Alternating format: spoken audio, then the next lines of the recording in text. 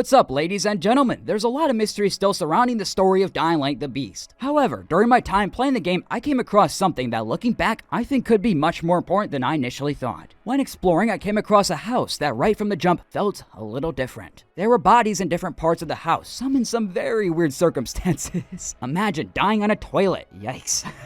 Eventually, I came across a trail of blood, so of course I followed, leading me to a bathtub showing another corpse with tiles knocked all over it. I haven't seen another house with this sort of attention to detail, so I kept looking around, and then I found this. There are candles circling the floor, a couple cat pictures on the wall, which are probably real cats from some of the developers, and there's also a peace offering on the table in front of the blood-smeared figure. And you know what? If that was it, I wouldn't have bothered making this video. But then I turned around and saw a tarot card sitting in a chair in the corner of the room. More specifically, a Sun tarot card. You know where I'm going with this, right? The first Dying Light's DLC revolved around building reputation with a cult known as the Children of the Sun, with the most devoted members being called the Faceless. Building their trust led us to meeting the Mother, the sentient volatile that the people of the countryside prayed to. And as many of us know, the Mother tried to force Kyle into sacrificing his life for humanity, and the canon ending is he fights against it by killing the Mother and becoming a beast himself.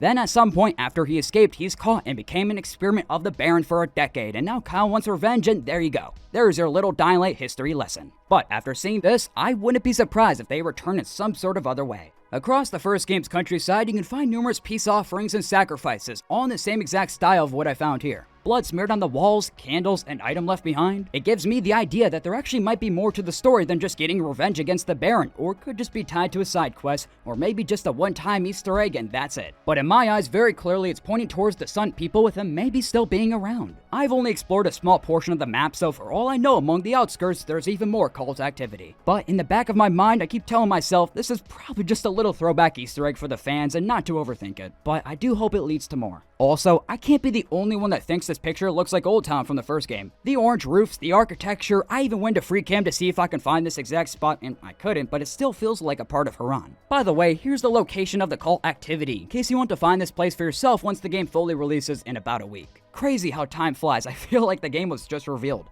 But with that said, what do you think about the Children of the Sun potentially returning? I'm sure we'll get a ton of answers connecting the endings of all the games, that's been said before. I think some people forgot that it's supposed to intertwine with Dying Light 2, so let's be real for a second, Aiden is coming back. How? I don't know, we'll find out together. I could be completely wrong and this ages horribly, but time will tell. And with that said, thank you all for watching. Feel free to like the video, subscribe if you want to see more, and stop by for the next one, fellas. Adios.